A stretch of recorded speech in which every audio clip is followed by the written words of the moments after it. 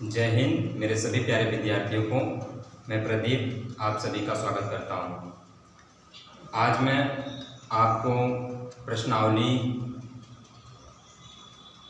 1.3 पढ़ाऊंगा। इसके पहले मैंने जो है 2 वीडियो अपलोड कर दिया है, जो प्रश्नावली 1.1, 1.2 एक वीडियो में है। अगर आपको ज़्यादा बड़ा वीडियो लग रहा है तो आप कमेंट करके बताइएगा, हम प्रश्नावली को 2 भागों में बांटकर बना देंगे। ठीक है, 2 भागों में बनाएंगे। अगर ज़्यादा वीडियो बड़ा हो रहा है तो आप कमेंट बॉक्स में बताइएगा। आज हम पढ़ते हैं प्रश्नावली 1.3। ठीक, तो प्रश्नावली 1.3 में 3 क्वेश्चन है। ठीक है, जो पहला है, सिद्ध कीजिए कि कड़ी में 5 एक अपरिमेय संख्या है। सिद्ध करना है। आप किताब लेके बैठिए, किताब में देखिए प्रश्न को, और कॉपी कलम भी लेके बैठिए ताकि जो बता रहे हैं उसे नोट करते चलिए। ठीक, तो प्रश्नावली है 1.3।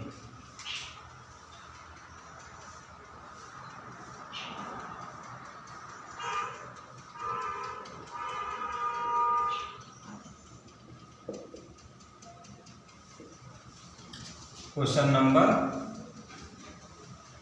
1 क्या कहा है कि कड़ी में 5 एक अपरिमेय संख्या है। देखिए, अपरिमेय संख्या बता चुके हैं कि अपरिमेय संख्या किसे कहते हैं, जिसे हम p/q के रूप में ना लिख सकें, p/q के रूप में ना लिख सकें, या अपरिमेय संख्या जो परिमेय ना हो, परिमेय p/q के रूप में होता है, अपरिमेय p/q के रूप में नहीं होगा। ठीक, जैसे √5 बता दिया। इसमें जितने भी आभास संख्या सभी अपरिमेय संख्या, वही हमें प्रूव करना है।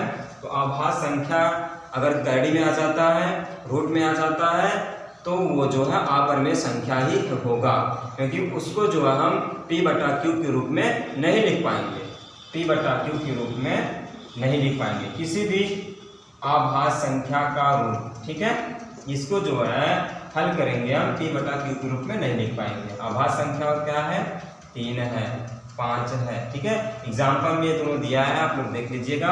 और ये हम प्रश्नावली का जो पहला सवाल है √5, इसके बारे में बताने चला है। ठीक है, चलिए देखते हैं। तो सबसे पहले मान लेते हैं इसी का अपोजिट। माना कड़ी में 5 एक परिमेय संख्या है, इसे हम परिमेय संख्या मान लेते हैं।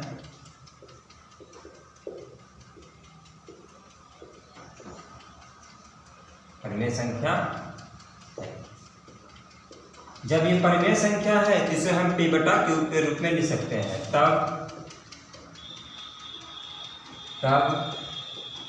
इसे हम p/q के रूप में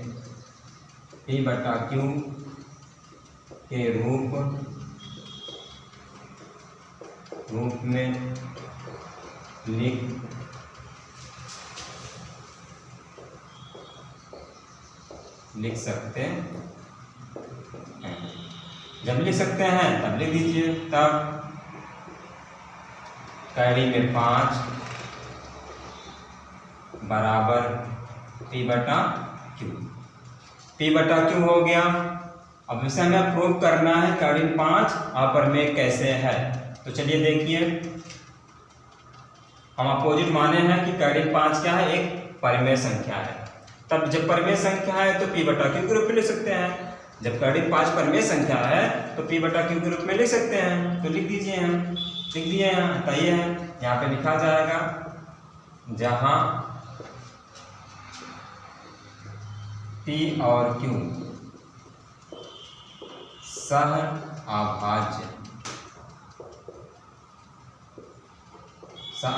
पूर्णांक है।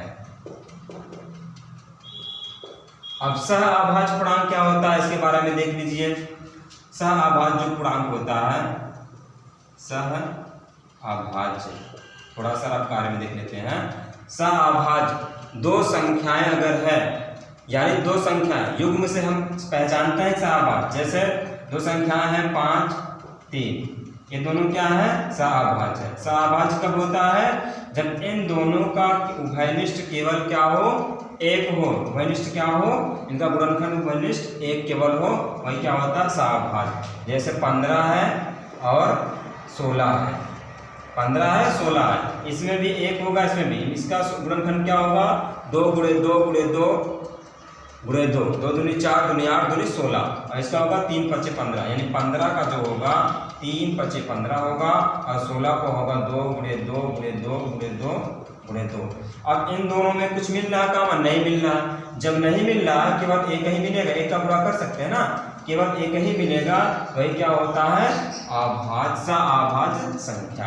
तो सहाभाज्य संख्या P और Q क्या है, सहाभाज्य संख्या है, यानी दोनों में एक के अलावा कोई गुणनखंड नहीं मिलेगा। ठीक है, जब ये सहाभाज्य पूर्णांक है P बटा Q, ठीक है, दोनों पक्षों को वर्ग कर देंगे, कड़ी में 5 वर्ग बराबर P बटा Q पावर। यहाँ लिखा जाएगा दोनों पक्षों का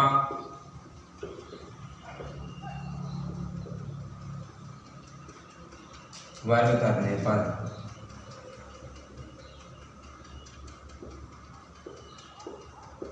वर्ग कर दीजिए, वर्ग कर दिए हैं तो √5 का वर्ग क्या हो जाएगा, 5, और इस इधर क्या हो जाएगा, बराबर P² बटा Q²।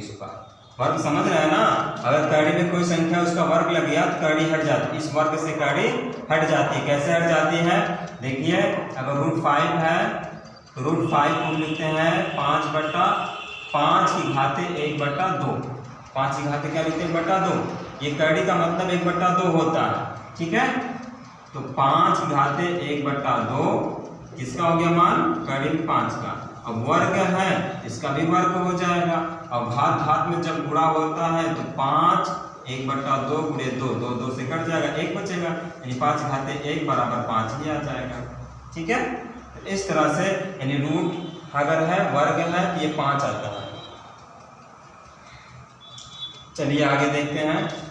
तो इस तरह से हम क्या लिखेंगे, इधर कर देंगे Q² को, यानी कि ये गुणा हो जाएगा, इसका क्या होता है, 1 होगा, इसका गुणा इधर, इसका गुणा इधर, बराबर है तो तिर्यक गुणा कहते हैं, यानी इसका गुणा इसमें, इसका गुणा इसमें, इसका गुणा करके इधर, इसका गुणा करके इधर। तो 5Q² 5Q² बराबर P², P एक करना, P² गुणा 1 है तो P² ही आएगा। तो यहाँ से क्या हो जाएगा, Q² बराबर P² बटा 5 हो जाएगा। Q² बराबर P² बटा 5, 5 नीचे आ गया क्योंकि यहाँ गुणा है, नीचे आएगा तो भाग हो जाएगा। हमें गुणनखंड निकालना, ये जो माने हैं P बटा Q सहाभाज्य है, P का गुणनखंड ऐसा निकालना है, Q का भी निकालना है, ताकि जो है ये क्या हो, परमेय संख्या हो। परमेय संख्या तो ये परमेय संख्या तब हो जाएगा। ठीक है, अपरमेय नहीं हो, जो मानना है हमारा गलत हो जाएगा इस तरह से। तो सबसे पहले हम यही करेंगे, वर्ग कर देंगे, वर्ग करने पर Q² बराबर P² बटा 5 आ गया, और P² 5 को क्या कर रहा है, विभाज्य कर रहा है, विभाजित कर रहा है। ठीक है, तो यहाँ देखेंगे आप, इसके बाद यहाँ देखिए P² चूंकि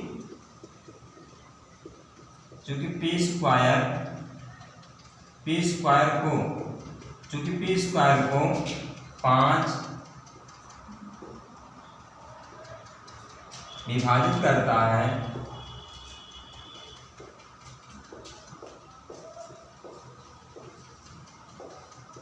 तब यदि P² को 5 विभाजित करता है, तब जो है P जब 5 चूंकि P² को 5 विभाजित करता है, तब P को भी 5 विभाजित करेगा।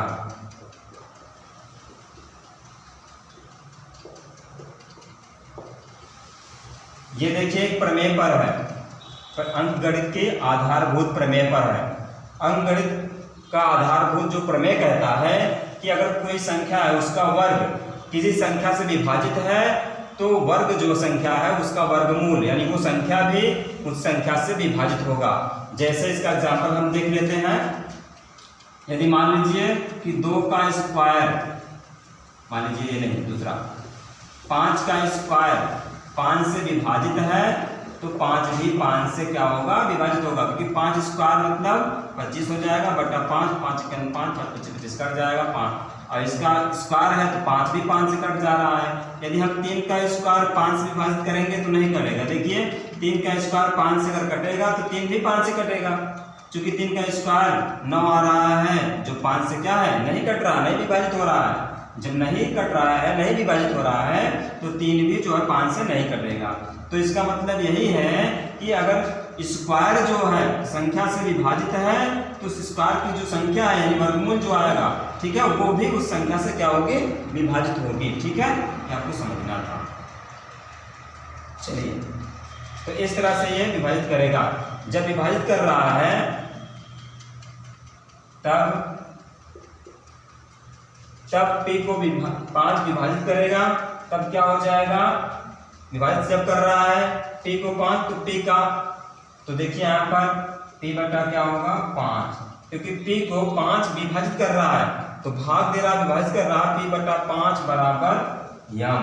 मान लेते हैं p जब विभाजित हो रहा है तो कुछ न कुछ आएगा उसका आंसर, जिसे हम क्या मान लेते हैं m, जहाँ m क्या है, एक पूर्णांक है, जहाँ m कोई पूर्णांक है, m कोई पूर्णांक है।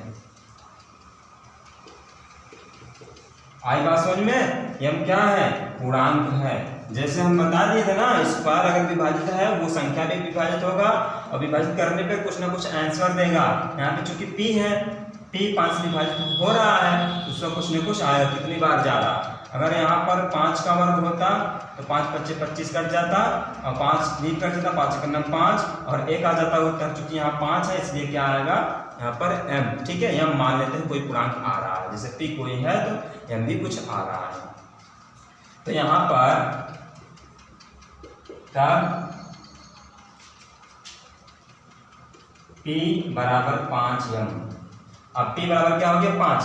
अब p का 5 क्या हुआ, एक गुणनखंड हुआ, क्योंकि p बराबर 5 गुणे m, p बराबर 5 गुणे m, तो 5 जो है p का एक गुणनखंड होगा, m भी क्या होगा, p का एक गुणनखंड होगा। तो p का एक गुणनखंड 5 मिल गया, p का गुणनखंड 5 मिल गया, आता है p का एक गुणनखंड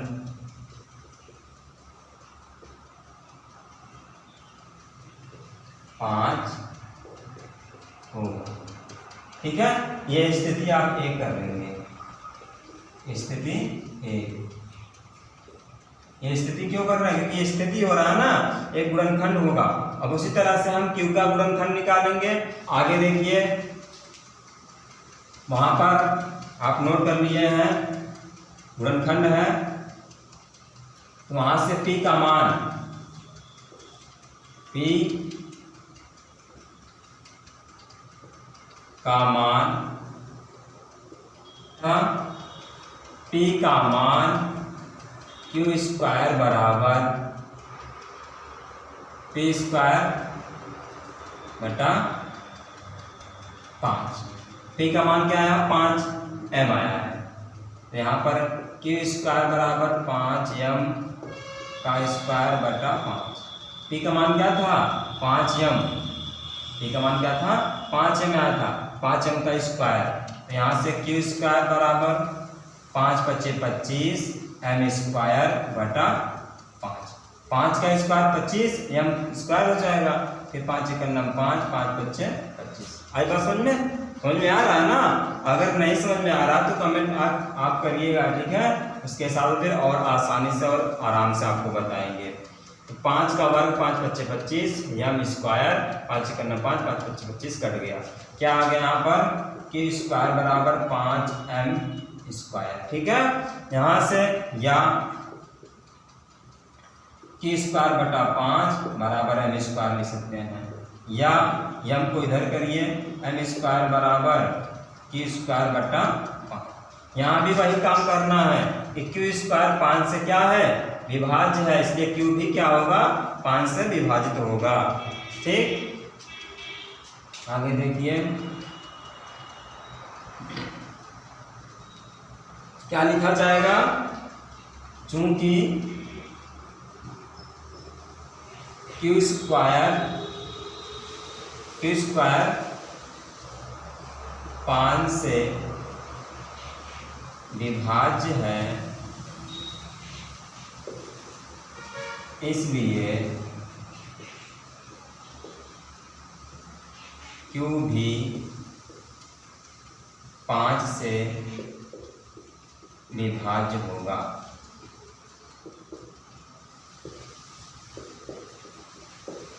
ठीक है, जब विभाज्य होगा तो यहां पर लिखा जाएगा, अतः q बटा 5 बराबर n। यहां पर q में 5 से भाग दे रहे हैं तो क्या आ रहा है n, जहां n बराबर n पूर्णांक है, n कोई पूर्णांक है।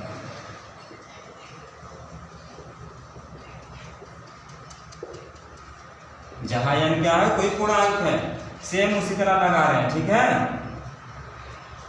m क्या है, n क्या है, कोई पूर्णांक है। ठीक है, जब भाग दे रहे हैं तो यहां पे देखिए q बराबर 5n, तो q का गुणनखंड एक 5 और n हुआ यहाँ भी, अतः q का एक गुणनखंड, q का भी एक गुणनखंड, q का भी एक गुणनखंड 5 होगा। वहां q का भी गुणनखंड क्या आ रहा था, 5 आ रहा था, यहाँ भी q का गुणनखंड क्या आ गया, 5 आ गया। तो लेकिन हम माने क्या है, सहाभाज्य संख्या है। ठीक है, यहाँ पे स्थिति क्या हो जाएगा, 2 हो जाएगा, स्थिति 2। ठीक है, अब वहां भी जो है p का गुणनखंड 5 हो रहा था, यहाँ भी q का गुणनखंड 5 हो रहा है। तो हम ऐसा माने क्या है कि सहाभाज्य संख्या है, इसलिए हमारा मानना क्या है, गलत है। जो हम परिमेय संख्या माने हैं वो मानना हमारा क्या है, गलत है। तो लिखा जाएगा चूंकि स्थिति 1 व 2 से यह मान स्थिति 1 या 2 से अस्पष्ट है,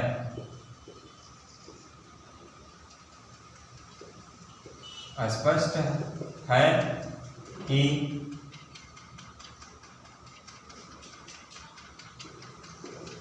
यह मानना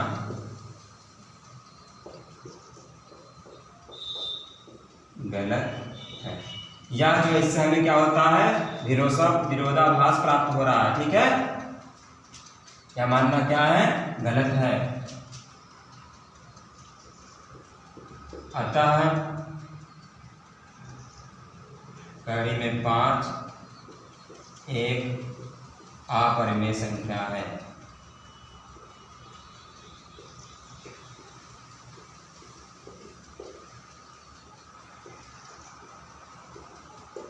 ठीक, बस आपको इतना लिखना है, जैसे हल किए हैं उसी तरह से लिखना है, समझना है। अगर नहीं समझ में आता है तो वीडियो दोबारा देखिएगा डाउनलोड करके, अगर नेट नहीं पकड़ रहा कहीं बाहर जाके। ठीक है, तो यहाँ गांव में नेट की प्रॉब्लम है, तो उसे आप ध्यान में रखते हुए पढ़िएगा। ठीक, ऐसा नहीं कि वीडियो देखे बस नेट नहीं चल रहा तो नहीं पढ़ेंगे, आप पढ़िए, जितना हम पढ़ा रहे हैं उतना ही आपको पढ़ना है। ठीक है, सिलेबस के अंतर्गत ही पढ़ाएंगे, उससे बाहर नहीं पढ़ाएंगे।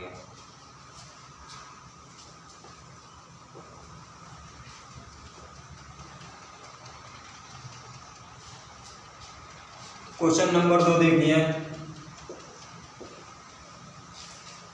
ये दूसरा आसान है। दूसरे में सिद्ध कीजिए कि 3 + 2 कड़ी में 5 एक अपरिमेय संख्या है। इसे सिद्ध करना है, 3 + 2 कड़ी में 5 अपरिमेय सिद्ध करना है इसको। तो देखिए पहले इसको हम मान लेते हैं, माना 3 + 2√5 एक परिमेय संख्या है।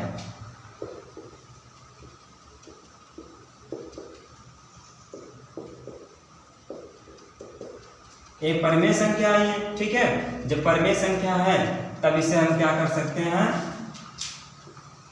तब इसे हम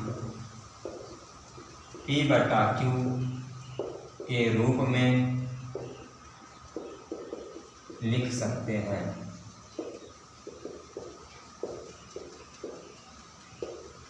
बात समझ में आ रही है ना? जब ये परमेय संख्या है तो P बटा Q के रूप में लिख सकते हैं।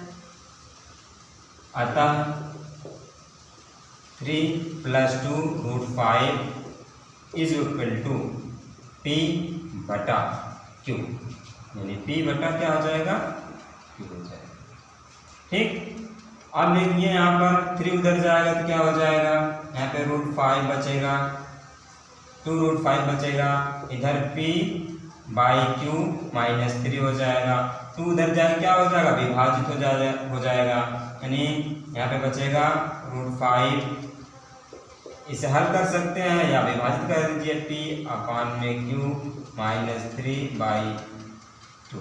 ठीक है, यहाँ पे Q और यहाँ पे भी 2 हो जाएगा ना, 2 इसमें भी भाग होगा, इसमें भी भाग होगा। ठीक है, इस तरह से कर सकते हैं। या थोड़ा समझना इसमें, P बटा Q -3 बटा 1 करेंगे तो इसको हल कर लेंगे तो ये हो जाएगा P -3Q हो जाएगा बटा क्या हो जाएगा? Q। इसको हल करेंगे, यहाँ 3 गुणा यहाँ 3 गुणा Q आ जाएगा।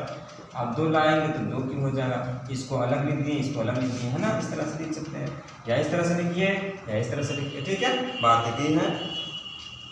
इस तरह से हो गया। यहाँ पे ज़्यादा कुछ करना नहीं क्योंकि √5 को हम आप परिमेय संख्या सिद्ध कर चुके हैं। यहाँ पे लिखा जाएगा चूंकि P बटा 2Q -3 बटा 2 एक परिमेय संख्या है। परिमेय संख्या दिख रहा है ना?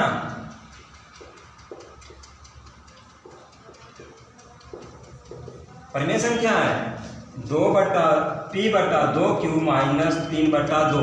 ये क्या है? परिमेय संख्या है, बटे के रूप में है ना, परिमेय संख्या है। जब परिमेय संख्या है तो √5 भी, इसलिए √5 भी एक परिमेय संख्या होगा।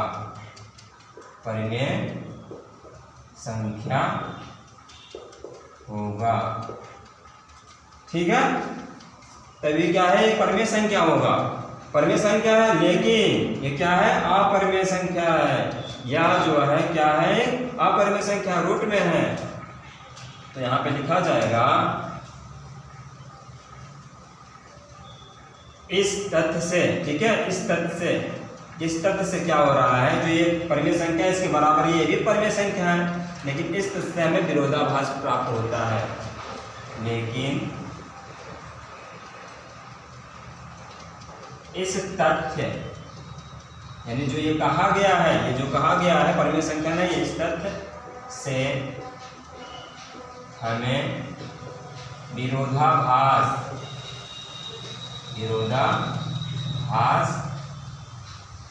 प्राप्त होता है।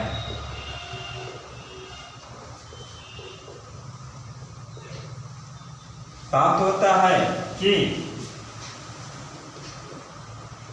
होता है कि कड़ी में 5 एक परिमेय संख्या है।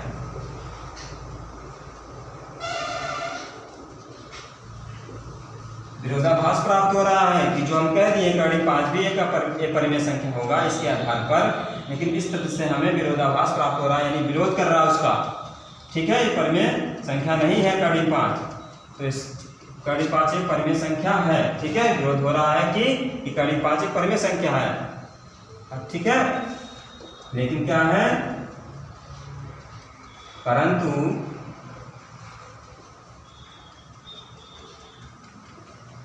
√5 एक अपरिमेय संख्या है।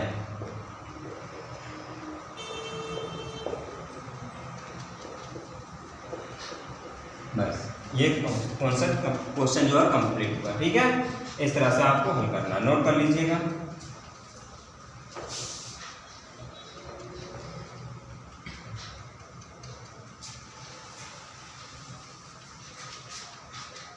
अब क्वेश्चन नंबर 3 बहुत ही आसान है, इसी तरह से रहेगा ये भी सेम। तीसरा क्वेश्चन तीसरे में जो है ये पहला 3 क्वेश्चन दिया है, इसमें 3 क्वेश्चन दिया है। पहला 1/√2 इसको क्या करना है, अपरिमेय सिद्ध करना है। ठीक है, संख्याओं को क्या करना है, अपरिमेय।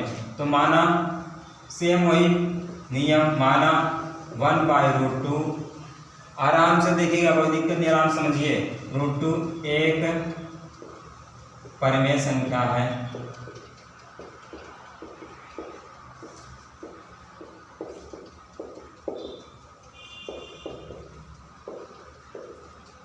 क्या माना गया है, एक 1/√2 क्या है, एक परिमेय संख्या है।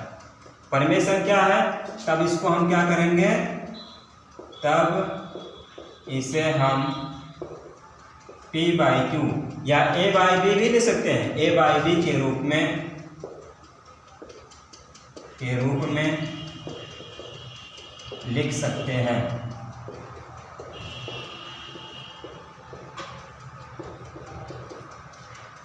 लिख दिए, ठीक है।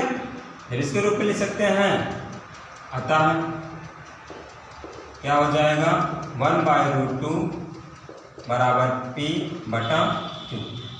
क्लियर, गुणा हो जाएगा, √2 गुणे P हो जाएगा, यानी √2 × P बराबर Q का P में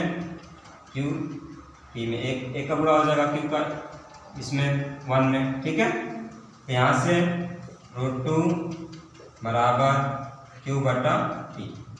Q/P क्या है, परिमेय संख्या है, और ये क्या है, अपरिमेय संख्या है।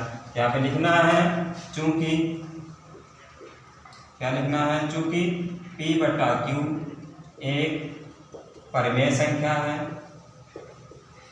एक परिमेय संख्या है। P/Q क्या है, परिमेय संख्या है, इसलिए √2 भी एक परिमेय संख्या होगा, एक परिमेय संख्या होगा। ठीक है, तो जब ये परिमेय संख्या है, परिमेय संख्या है, लेकिन इस तथ्य से हमें क्या होगा, विरोधाभास प्राप्त हो रहा है। लेकिन इससे लेकिन इस तथ्य से, तथ्य का मतलब जो कहा गया है, इस तथ्य से हमें विरोधाभास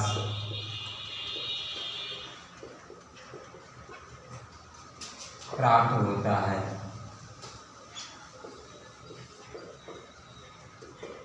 प्राप्त होता है कि √2 एक परिमेय संख्या है।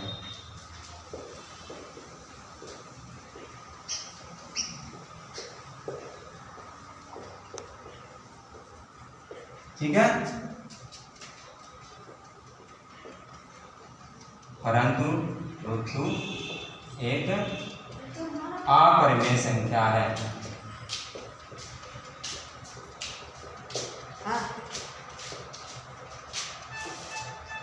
नहीं,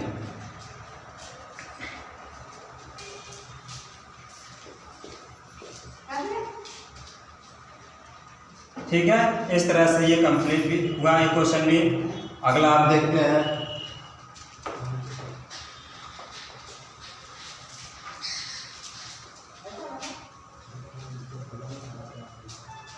गाय जो है चाय लेके आ गई थी, इसलिए थोड़ा सा दिक्कत हो गया।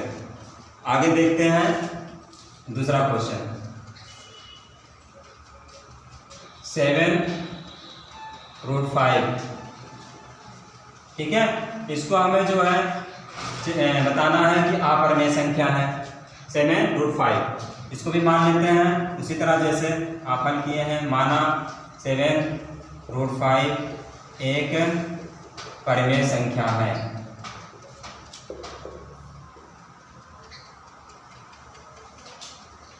एक परिमेय संख्या है। जब एक परिमेय संख्या है तब इसे हम क्या करेंगे, तब इसे हम P/Q के रूप में लिख सकते हैं।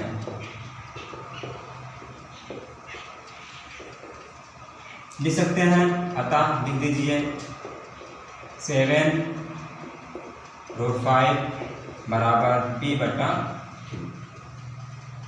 7√5 बराबर P बटा 7Q। 7 क्या गुणा उधर आएगा, क्या हो जाएगा भाग, बटा 1 लगाएंगे तो 7P 7√5 है, 5 रह जाएगा, 7 आ जाएगा यहाँ Q के पास, ठीक है। तो ये पूरा P वहीं पर रहेगा, लेकिन जो रूट में है उसे हमें इधर रखना है, बाकी सबको उधर कर देना। जो भी रूट में रहेगा वो अभाज्य संख्या ही रहेगा, उसे हमें इधर रखना है, बाकी सबको क्या कर देना है, उधर कर देना, ठीक है। तो यहाँ से पता चलता है कि P बटा 7Q क्या है, परिमेय संख्या है। इसके बराबर ये √5 है, तो ये भी क्या होगा, एक परिमेय संख्या होगा। लेकिन परिमेय संख्या नहीं है, विरोध कर रहा है, परिमेय संख्या ये नहीं है, इसलिए विरोधाभास प्राप्त हो रहा है हमें। ये क्या है, ये अपरिमेय संख्या, बस इसी को लिखना है। चूंकि P बटा 7Q एक परिमेय संख्या है, ठीक है। क्या है, चूंकि P बटा 7Q एक परिमेय संख्या है, इसलिए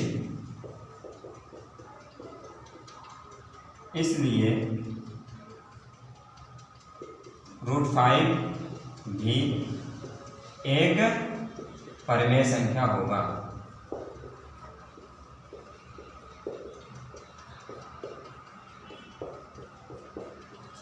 ठीक है, एक परिमेय संख्या होगा।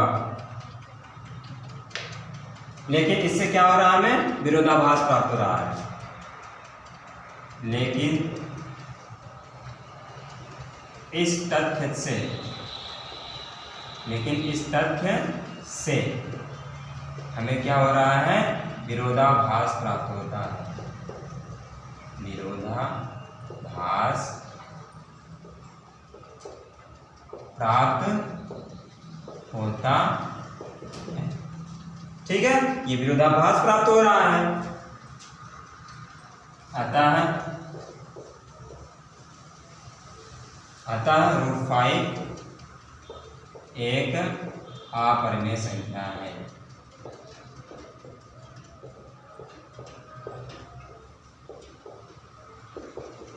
जब ये अपरिमेय संख्या है तो ये पूरा भी अपरिमेय संख्या है। इस तरह से हर क्वेश्चन में लिखना था, उस क्वेश्चन में बताया नहीं। अतः ये जो पूरा क्वेश्चन दिया है, अतः या इसलिए 7√5 एक अपरिमेय संख्या होगा, अपरिमेय संख्या है,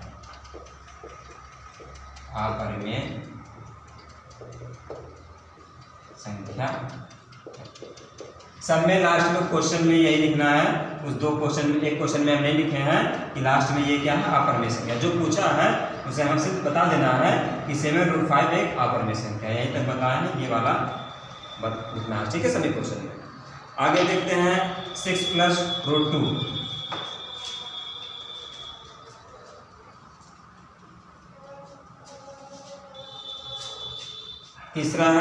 तीसरे का तीसरा लास्ट क्वेश्चन बचा है। तीसरे का तीसरा लास्ट क्वेश्चन है। ये प्रश्नावली यहाँ पर खत्म हो गई, ठीक है। तो 6 + √2 यही है, इसको सिद्ध करना है अपरिमेय संख्या। तो माना सेम उसी तरह से फिर हल करेंगे। माना 6 + √2 एक परिमेय संख्या है,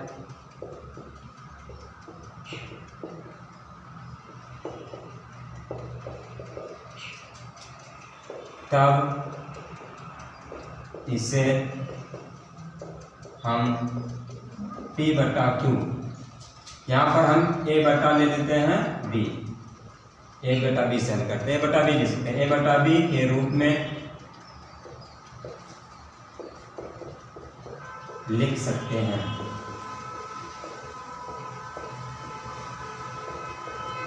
चाहे A बटा B लीजिए, चाहे P बटा Q लीजिए, बात वही है। जब लिख सकते हैं तो लिख दीजिए। तब 6 + √2 बराबर A बटा B। ये हो गया। यहाँ पे √2 को इधर बचाना, बाकी सबको उधर कर देना है, उधर कर दीजिए। √2 इधर रहेगा, उधर क्या हो जाएगा a/b a/b -6। इसको हल करना चाह रहे हैं तो हल कर लीजिए, नहीं तो छोड़ दीजिए, यहीं पर हल कर लीजिए। √2 बराबर a -6b अपान में b क्या होगा 6 में गुणा हो जाएगा, इसका हर एक होगा, एलसीएम लेंगे तो दूसरी तरह से भी, इस तरह भी b का 6 में गुणा होगा, 6 भी हो जाएगा, यहाँ पे 1 a आ जाएगा बटा b हो जाएगा। ठीक है, तो यहाँ से इस तरह से हो गया। यहाँ भी वही काम करेंगे, चूँकि क्या लिखा जाएगा, चूँकि a -6b अपान में b एक परिमेय संख्या है। इसको आपको ध्यान देना है कैसे लिखा जा रहा है। ठीक है, इसमें बहुत कुछ ज़्यादा नहीं है, बस इसी को ध्यान देना है कि चूँकि ये क्या है, एक परिमेय संख्या है, अतः ये भी एक परिमेय संख्या होगा। लेकिन इस तथ्य में क्या हो रहा है, विरोधाभास प्राप्त हो रहा है। ये क्या है, अपरिमेय संख्या है, इसलिए ये भी एक अपरिमेय संख्या होगा। या है एक अपरिमेय संख्या है, तब √2 भी एक परिमेय संख्या होगा।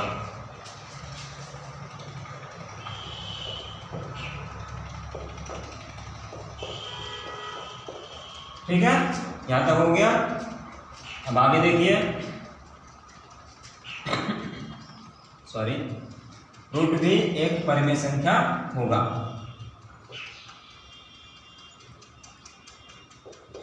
इस तथ्य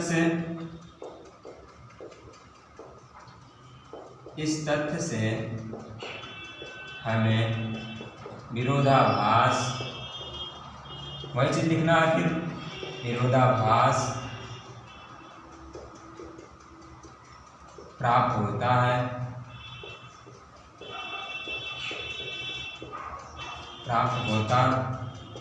है कि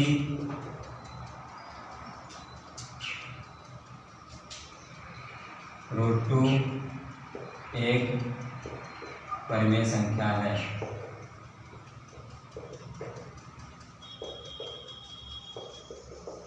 मैं विरोधाभास प्राप्त हो रहा, जो ये कह दिए इससे विरोधाभास प्राप्त हो रहा परिमेय संख्या है, अतः √2 एक अपरिमेय संख्या है।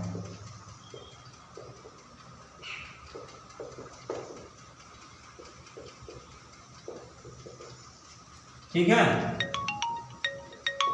अतः रूट एक अपरिमेय संख्या है, अतः क्या हो जाएगा 6 प्लस √2 भी एक अपरिमेय संख्या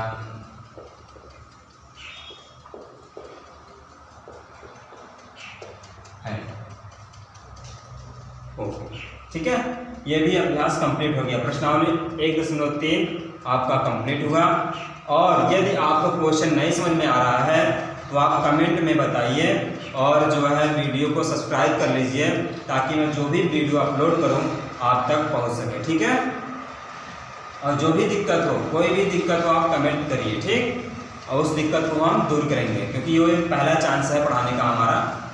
तो कमेंट आप करिएगा ज़रूर, जो भी गलती होगी उसे हम दूर करने का प्रयास करेंगे। Okay, bye.